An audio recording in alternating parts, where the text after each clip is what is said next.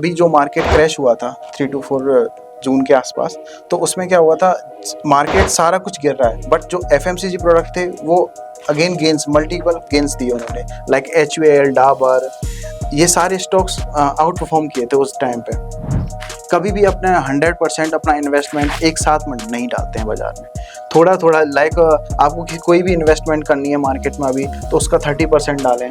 Fear of market, FOMO, फिर अगर इसमें आप फंस गए हो तो आप सब कुछ बेच के निकल जाओगे। शेयर मार्केट के बेसिक्स कैसे आप लोगों के जहन तक जाएं, कैसे आपको शेयर मार्केट पूरी तरह से समझ में आए, ये कोशिश हम लगातार कर रहे हैं और इसके लिए हम लगातार शेयर मार्केट के सारे बेसिक्स को ब्रेक डाउन करते हैं आपसे, वो भी शेयर मार्केट एक्सपर्ट्स के साथ। क्या होता है वोलेटाइल मार्केट और उसकी कंडीशंस कैसी होती है, एल्गो ट्रेडिंग क्या होता है, ब्रेक थ्रूज क्या होते हैं, इन सब चीजों को आज हम समझने वाले हैं। और इसके लिए मेरे साथ हैं शेयर मार्केट एक्सपर्ट पूरू शर्मा जी। सर बहुत बहुत शुक्रिया हमसे जुड़ने के लिए। Thank you sir. सर सबसे पहले एक टर्म जो है वो लगातार सामने आता है कि मार्केट वोलेटाइल हो गया है, बहुत वोलेटाइल हो गया है।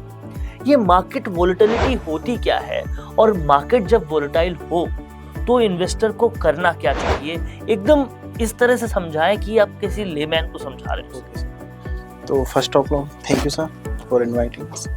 सर, वॉलेटाइल मार्केट एक अनसर्टेनिटी पैदा कर देता है मार्केट। अगर ये प्री डिफाइंड जो भी इवेंट होते हैं या तो उनमें होता है, या जैसे कि कोई भी जियोपॉलिटिकल इवेंट हो गया, वॉर हो गया, इसके वजह से मार्केट काफ़ी वॉलेटाइल हो जाता है। और इसका एक बेसिकली इंडेक्स बनाई गई है, इंडिया विक्स बोलते हैं उसको। जैसे ही मार्केट में अगर अनसर्टेनिटी आती है या वॉलेटिलिटी बढ़ती है तो उसकी रेंज है वो बढ़ने लग जाती है। तो एक आम इन्वेस्टर जो बिल्कुल भी कुछ भी नहीं जानता मार्केट के बारे में, तो वो उस इंडिकेटर के थ्रू पता कर सकता है कि अब वॉलेटिलिटी बढ़ने वाली है या मार्केट में कुछ भी अनसर्टेनिटी बन सकती है। यानी कि ऐसी सर्कमस्टेंसेस जब पूरे के पूरे विश्व में कोई बहुत बड़ी कैलामिटी आ गई हो या युद्ध हो रहा हो या ऐसी चीजें हो रही हो, तो मार्केट जब हद से ज्यादा नीचे गिर जाए या बहुत ज्यादा अजीब बिहेव करने लगे तो उसे वोलेटिलिटी मार्केट कहते हैं या वोलेटाइल मार्केट कहते हैं। जैसे सर अभी प्री डिफाइंड इवेंट्स होते हैं, लाइक इलेक्शन हो गया। अभी हम 3 to 6 जून तक का जो मार्केट था वो काफ़ी हैवी वॉलेटाइल मार्केट था। अगर जो भी आम इन्वेस्टर है तो वो अगर उससे बाहर हो गया है तो वो अभी जो उसके बाद जो रैली आई है उसको एंजॉय नहीं कर पा रहा है। तो इस कंडीशन से बचने के लिए हर किसी को या हर जो आम इन्वेस्टर है उसके लिए अपने पोर्टफोलियो को डाइवर्सिफाई करना बहुत ज़रूरी है। लाइक जैसे भी कभी अगर आपको लगे कि मार्केट वॉलेटाइल होने वाली है या कोई प्री डिफाइंड इवेंट आने वाला है, लाइक अब बजट आने वाला है, तो उससे पहले ही इंडिया विक्स बढ़ना चालू हो जाएगी और जो भी मार्केट में स्टॉक्स हैं वो अच्छे स्टॉक्स करेक्ट होना चालू कर जाएंगे। तो उससे बचने के लिए हम अपने पोर्टफोलियो को डाइवर्सिफिकेशन पोर्टफोलियो के अंदर कर देते हैं। जैसे कि एफएमसीजी प्रोडक्ट्स के जो स्टॉक्स हैं उनको ऐड कर देते हैं। लाइक अभी जो मार्केट क्रैश हुआ था 3 to 4 जून के आसपास, तो उसमें क्या हुआ था, मार्केट सारा कुछ गिर रहा है, बट जो एफएमसीजी प्रोडक्ट थे वो अगेन गेंस, मल्टीपल गेंस दिए उन्होंने, लाइक HUL, डाबर, ये सारे स्टॉक्स आउट परफॉर्म किए थे उस टाइम पे। तो इस तरीके से अगर आप पोर्टफोलियो डाइवर्सिफाई करके भी मार्केट को जो वॉलेटिलिटी है उसको बच सकते हो आप। यानी कि अगर हमें पता है कि इलेक्शन आने वाले हैं, यस सर, जो प्री डिफाइंड इवेंट्स कह रहे हैं, और हमें पता है उसमें मार्केट की वॉलेटिलिटी होगी, तो हम उससे पहले ही हमारे पोर्टफोलियो को ऐसे स्टॉक्स में डालकर जो स्टॉक्स बुरी कंडीशंस में भी बढ़ सकते हैं उसमें हम उसमें डालें। और क्या हमें ऐसा भी करना चाहिए कि इंडेक्स फंड्स में भी थोड़ा पैसा जो है वो डालें या थोड़ा पैसा डेट फंड्स में भी डालें, इस तरह से भी डालें? Yes sir. ऐसे इवेंट्स के लिए आपके पास जो इम्पोर्टेंट चीज़ है, फ्री कैश होना जरूरी है।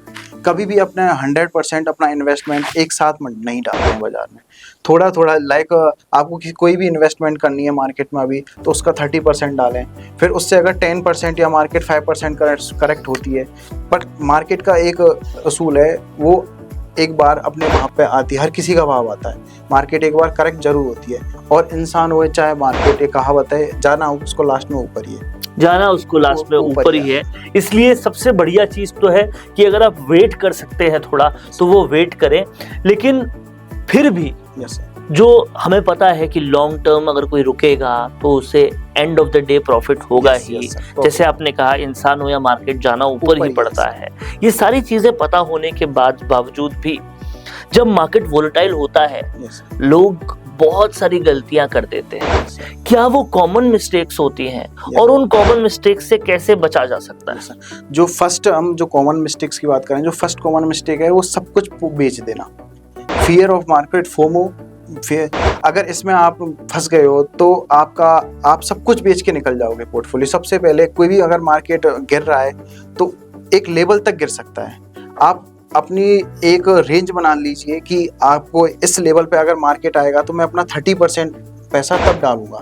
तो या तो मार्केट का डिप का वेट कीजिए, पूरा पैसा, इसका एक ही सॉल्यूशन है, पूरा पैसा एक बार में नहीं लगाना पड़ता।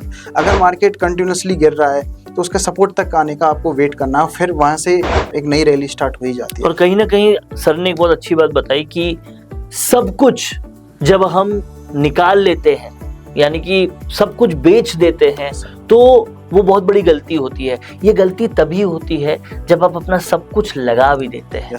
तो शेयर मार्केट में वो पैसा लगाना चाहिए जो आपको लगता है जिस पैसे से आप काफी देर तक, काफी समय तक ट्रेडिंग कर सकते हैं, रुक सकते हैं, वेट कर सकते हैं, वो वाला पैसा लगाना चाहिए।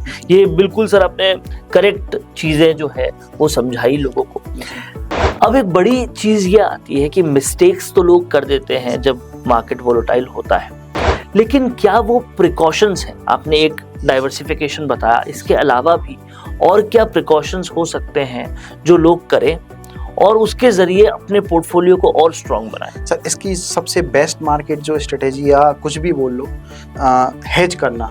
कैसे भी आपको, अगर आप बड़े अमाउंट के साथ मार्केट में अगर इन्वेस्टेड हैं तो एनी हाउ आपको हेज रहना पड़ेगा। अगर आप किसी भी पोजीशन में लॉन्ग हैं तो 1-2 रुपये या कुछ भी करके आपको पुट बाई करके उस पोजीशन को हेज करना पड़ता है। तो अगर मार्केट क्रैश भी होता है तो आपको वो स्टॉक तो नीचे जाएगा, बट वो जो उसकी पुट की वैल्यू है वो भी हाई जाएगी। तो आप कहीं ना कहीं आपका जो बहुत बड़ा लॉस होने वाला था, एक वो लॉस का जो लिमिट है वो बहुत कम हो जाता है। हेजिंग करने से आपका लॉस जो है वो कम हो जाता है। ये बात बहुत समझने वाली है। इसी के साथ साथ एक कॉन्सेप्ट और काम करता है जो होता है बीटा का। ये बीटा का कॉन्सेप्ट क्या है और क्या इसकी रेलेवेंसी है इस पूरी मार्केट वॉलेटिलिटी से? सर, बीटा एक टेक्निकल टर्म है। इसमें सर क्या होता है कि अगर किसी भी स्टॉक का बीटा 1% है तो अगर मार्केट 10% मूव करेगी तो वो स्टॉक 10% मूव करेगा। अगर किसी स्टॉक का बीटा 1 से ज़्यादा है, लाइक 1.5 है, तो मार्केट मूव करेगी 10%, वो स्टॉक मूव करेगा 15%। अगर इसका फ़ायदे भी है तो इसके नुकसान भी। अगर मार्केट गिरती है तो ये हाई बीटा वाले स्टॉक सबसे ज़्यादा गिरते हैं। अभी रिसेंटली जब मार्केट में अभी 2-3 दिन पहले एक करेक्शन आया था तो सबसे ज़्यादा जो गिरावट आई थी वो high beta stocks like PSUs में आई थी। तो इससे अगर आपको एक कांस्टेंट रिटर्न वाला अगर पोर्टफोलियो मैनेज कर रहे हो आप, तो आपके पोर्टफोलियो में लो बीटा स्टॉक होना बहुत इंपॉर्टेंट है, जो मार्केट की ग्रोथ के साथ एक कांस्टेंट ग्रोथ करें, जिससे आप लॉन्ग टर्म वेल्थ क्रिएट कर सकते हैं। समझने वाली बात यह है कि जब फास्ट बॉलर की बॉल आती है ना बैट पर, तो अगर वो बैट से ढंग से लग जाए तो छक्का भी उतना तेज ही लगता है, लेकिन फास्ट बॉलर की बॉल से अगर बैट छूट जाए तो विकेट भी उतना तेजी से ही उड़ता है। ठीक वैसे ही जो सर बता रहे हैं, हाई बीटा स्टॉक्स पे अगर आप ट्रेड करते हैं प्रॉफिट भी जबरदस्त होगा, लेकिन अगर लॉस हुआ तो वो भी बड़ा होगा। इसलिए लो बीटा स्टॉक्स होने बहुत जरूरी है। इसके साथ ही एक कॉन्सेप्ट और आता है जिसे कहते हैं ब्रेकआउट। ये ब्रेकआउट का कॉन्सेप्ट क्या है? शेयर मार्केट में जो नए लोग हैं वो समझना चाहते हैं, और इस कॉन्सेप्ट से कैसे हेल्प हो सकती है इन्वेस्टर्स को? सर, जो एक आम इन्वेस्टर है वो ब्रेकआउट का फ़ायदा अच्छे से ले सकता है, लाइक स्टॉक में, ना कि अपना जो इंडेक्स की जो पोजीशन होती है। अगर FNO में काम करने वाले हैं वो इस टर्म को अच्छे तरीके से जानते हैं, बट एक जो आम आदमी है वो स्टॉक में काम करके और जो ये ब्रेकआउट स्ट्रेटेजी का फ़ायदा उठा के बहुत अच्छा रिटर्न जनरेट कर सकता है। सर, इसमें हम एक लेवल हर एक स्टॉक का एक लेवल होता है सर। तो 52 वीक हाई के जितने भी स्टॉक्स होते हैं सर, वो हाई कंटिन्यूसली अपने हाई को ब्रेक करके एक नया हाई रिकॉर्ड करते हैं। तो सर हम उस पर्टिकुलर स्टॉक को आइडेंटिफाई करते हैं। लाइक आप नॉर्मल भी सर्च कर सकते हो गूगल पर 52 वीक हाई के स्टॉक, वहाँ पे आपको मिल जाते हैं लिस्ट ऑफ स्टॉक्स। वहाँ पर हम एक टेक्निकल टर्म यूज़ करके सपोर्ट एंड रेजिस्टेंस मेक करके, अगर पर्टिकुलर एक लेवल को बार बार स्टॉक टच कर रहा है और फिर फाइनली उसको ब्रेकआउट कर रहा है विद हाई वॉल्यूम्स, तो सर हम उसमें उसके रीटेस्ट पे अगेन उस जोन को टेस्ट करके जब टेस्ट करता है वापस, तो हम उसमें पोजीशन लॉन्ग क्रिएट कर सकते हैं। और ये स्ट्रेटेजी एक मल्टी मिलियन स्ट्रेटेजी है, क्योंकि आप इसके एक नए जब एक कोई स्टॉक अपना एक ऑल टाइम हाई टच करके और तोड़ के ऊपर जाता है तो एक नई टेरिटरी में जाने वाला है।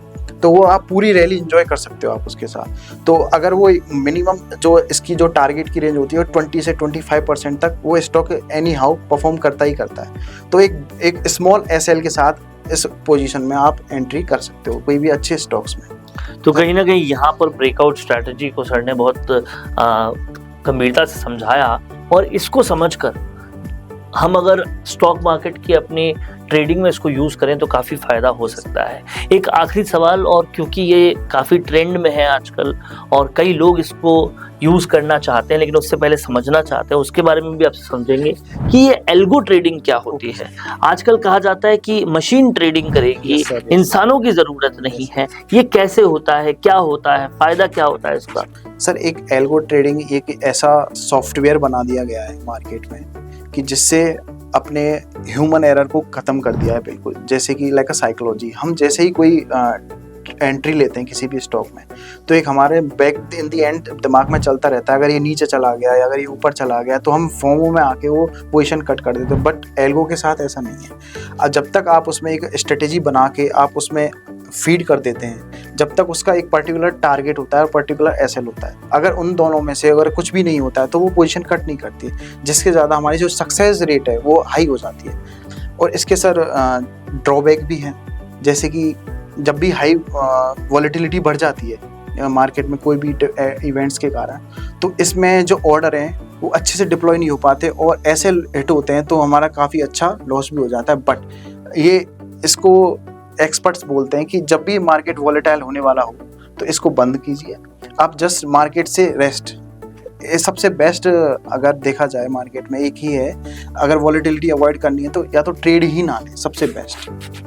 तो ये एक बहुत बड़ी सलाह थी, चाहे एल्गो से हो या चाहे मैनुअल हो, आप जब भी मार्केट वॉलेटाइल है तब पूरा रेस्ट करें, किसी तरह का ट्रेड नहीं करें।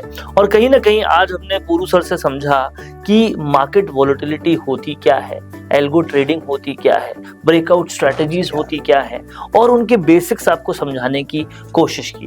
कैसा लगा आपको ये वीडियो कमेंट बॉक्स में ज़रूर बताइएगा। और भी अगर आपको कुछ जानना हो शेयर मार्केट के बेसिक्स के बारे में तो ज़रूर हमें कमेंट बॉक्स में लिखिएगा। सर बहुत बहुत शुक्रिया हमारे सारे दर्शकों को नॉलेज देने के लिए। Thank you sir.